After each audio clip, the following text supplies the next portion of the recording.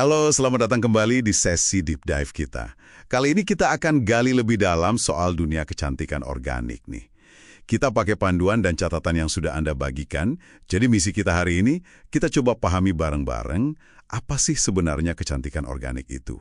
Kenapa ini jadi penting buat kesehatan Anda, dan ya gimana ini bisa jadi alternatif dari standar industri yang kadang bikin kita bingung.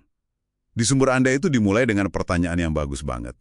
Cantik itu apa sih buat Anda? Seringnya kan jawaban kita itu kepengaruh sama tren atau janji-janji produk kimia. Padahal panduan ini bilang ada loh kecantikan sejati yang datangnya dari kesehatan alami. Yuk kita bedah ini. Oke, kita mulai dari yang paling dasar dulu ya. Apa sih sebetulnya yang dimaksud kecantikan organik ini? Intinya sih gini, produk kecantikan organik itu asalnya dari bahan-bahan alami, kayak tumbuhan atau mineral, terus prosesnya dibikin seminimal mungkin. Dan yang paling penting, bebas dari bahan kimia sintetis. Ada prinsip menarik juga dari sumber Anda itu. Kalau Anda nggak berani makan, ya jangan diolesin ke kulit. Wah, dalam juga ya prinsipnya. Kedengarannya masuk akal sih. Iya, itu kayak menangkap esensinya gitu loh.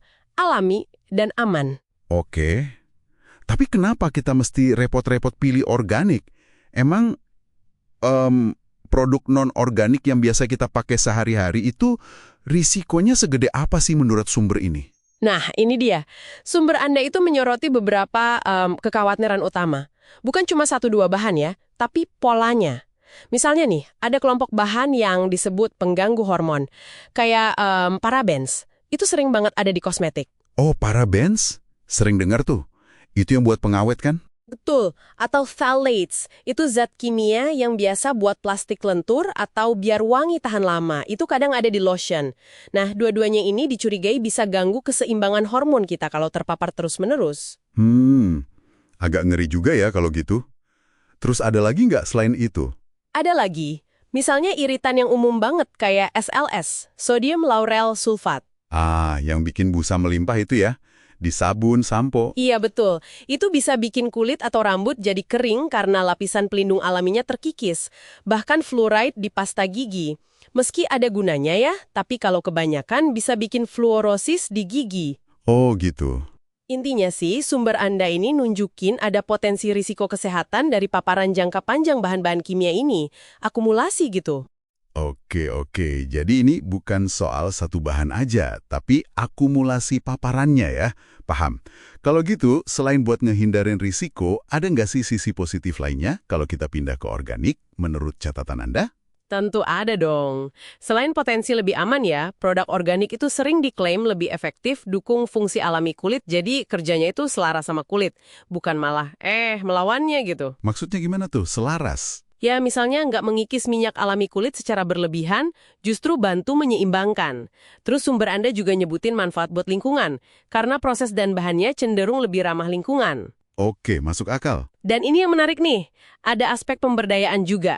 Banyak resep DIY, do it yourself, yang simple.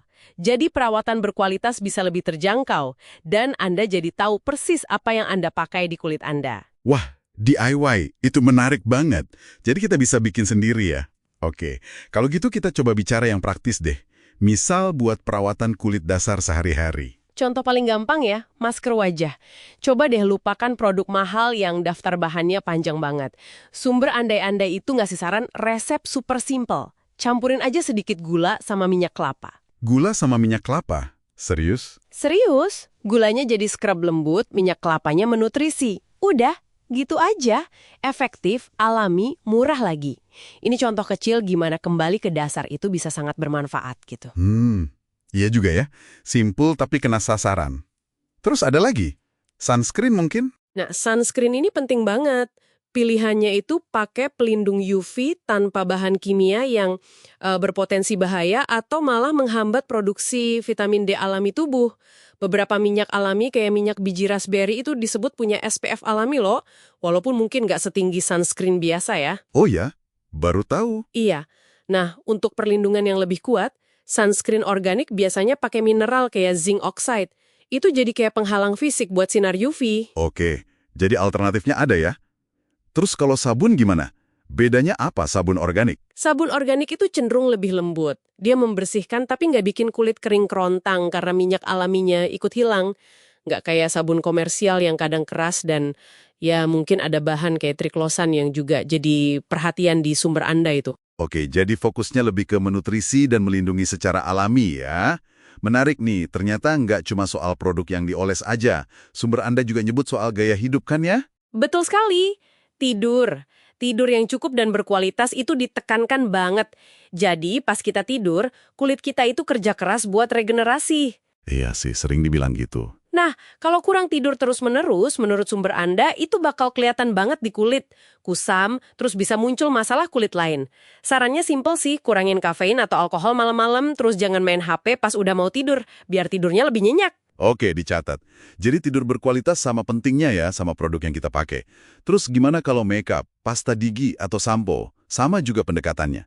Prinsipnya sama aja sih, hindari bahan kimia sintetis yang nggak perlu-perlu amat.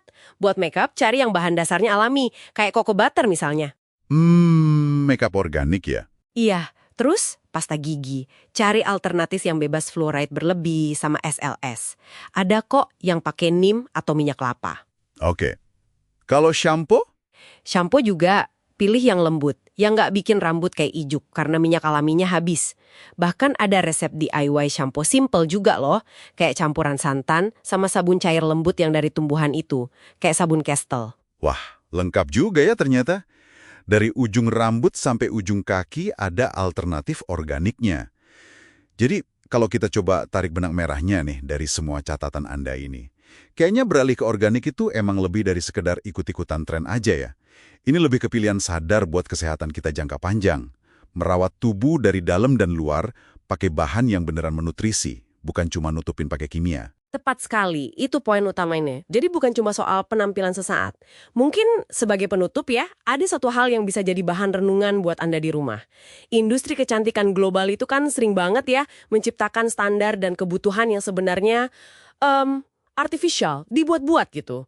Nah, sumber-sumber Anda ini seolah ngajak kita bertanya, gimana kalau kecantikan sejati Anda, kesehatan Anda, vitalitas Anda, itu justru paling terpancar saat Anda fokus pada keseimbangan alami dan kesehatan holistik.